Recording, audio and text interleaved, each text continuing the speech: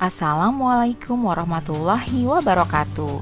Hai sahabat pintar, semangat pagi. Jumpa kembali bersama Bu Guru di YouTube channel Guru Mandiri. Pagi ini Bu Guru akan menyampaikan materi pelajaran untuk kelas 5, tema 5, ekosistem, subtema 3, keseimbangan ekosistem, pembelajaran kelima. Namun sebelum kita mulai, marilah kita awali pembelajaran kita pagi ini dengan pembacaan doa terlebih dahulu. Sahabat pintar, perhatikanlah kedua gambar berikut ini. Gambar tersebut menunjukkan peristiwa kebakaran hutan. Kebakaran hutan dapat terjadi secara alami atau disebabkan oleh manusia. Kebakaran hutan dapat mengakibatkan terganggunya ekosistem hutan. Kebakaran hutan berakibat terbunuhnya organisme hutan yang mempunyai peran untuk mempertahankan keseimbangan ekosistem. Tahukah kamu bahwa manusia dapat melakukan perubahan pada sebuah ekosistem? Beberapa kegiatan manusia yang dilakukan untuk memenuhi kebutuhan hidupnya dapat mengubah ekosistem yang ada di sekitarnya. Berikut ini adalah pengaruh kegiatan manusia terhadap keseimbangan ekosistem. Keseimbangan lingkungan dapat terwujud apabila terjadi keselarasan dan keseimbangan antar komponen biotik dan abiotik. Apabila terjadi gangguan pada kedua komponen tersebut, keseimbangan lingkungan akan terganggu. Sejauh ini diketahui terdapat dua jenis faktor yang menyebabkan perubahan keseimbangan di dalam ekosistem, yaitu faktor alami dan faktor manusia.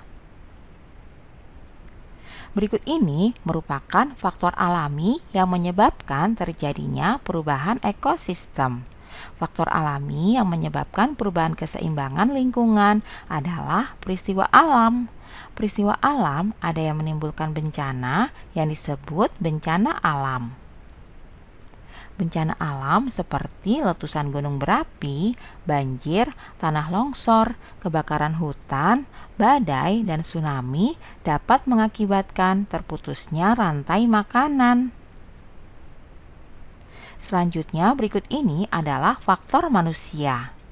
Faktor lain penyebab perubahan keseimbangan ekosistem adalah faktor manusia yang melakukan berbagai kegiatan untuk memenuhi kebutuhan hidupnya. Terdapat beberapa kegiatan manusia yang secara langsung memengaruhi keseimbangan ekosistem. Kegiatan tersebut antara lain yang pertama, kegiatan penebangan pohon-pohon di hutan dan pembakaran hutan. Yang kedua, perburuan hewan hutan yang tidak terkendali, memperjualbelikan hewan langka dan dilindungi. Yang ketiga, pemakaian pupuk buatan yang berlebihan. Yang keempat, pembuangan sampah dan limbah secara sembarangan. Penebangan pohon-pohon di hutan jelas akan merusak ekosistem hutan dan menghilangkan fungsi tumbuhan sebagai penahan air dan penghasil oksigen. Pembakaran hutan berakibat terbunuhnya berbagai jenis organisme hutan yang mempunyai peran untuk mempertahankan keseimbangan ekosistem. Demikian halnya dengan perburuan hewan hutan secara sembarangan serta penangkapan berbagai satwa langka dan dilindungi. Tindakan-tindakan ini berakibat pada terganggunya rantai makanan dan jaring-jaring makanan serta punahnya berbagai jenis satwa. Kegiatan lain manusia yang menimbulkan dampak sangat besar adalah kebiasaan membuang sampah dan limbah berbahaya secara sembarangan. Kegiatan ini akan menimbulkan pencemaran lingkungan yang berakibat fatal bagi komponen-komponen ekosistem yang tinggal di dalamnya. Kegiatan pertanian intensif yang menginginkan hasil panen dalam jumlah besar pada waktu yang singkat menyebabkan terjadinya pemakaian pupuk buatan secara berlebihan. Pada saat yang sama, pengendalian hama pun dilakukan dengan menggunakan zat-zat kimia berbahaya. Kedua kegiatan ini akan merusak tanah, tempat, sumber makanan, dan tempat tinggal berbagai jenis organisme. Penggunaan insektisida buatan juga akan membunuh hewan-hewan selain hama yang memengaruhi keseimbangan ekosistem. Tidak hanya itu, berbagai jenis kegiatan manusia dapat menimbulkan pencemaran air, tanah, udara, bahkan bunyi. Semuanya menyebabkan terganggunya keseimbangan ekosistem. Ini adalah gambar macam-macam topeng. Topeng ini digunakan untuk apa ya? Keunikan topeng Nusantara. Topeng merupakan penutup wajah yang biasanya terbuat dari kayu, kertas, ataupun bahan-bahan lainnya. Di wilayah Nusantara, topeng memegang peranan yang penting, tidak semata-mata sebagai penutup wajah, namun menyimpan simbol-simbol penting dalam upacara-upacara adat. Setiap wilayah Nusantara memiliki topeng dengan keunikan masing-masing, misalnya saja topeng Cirebon.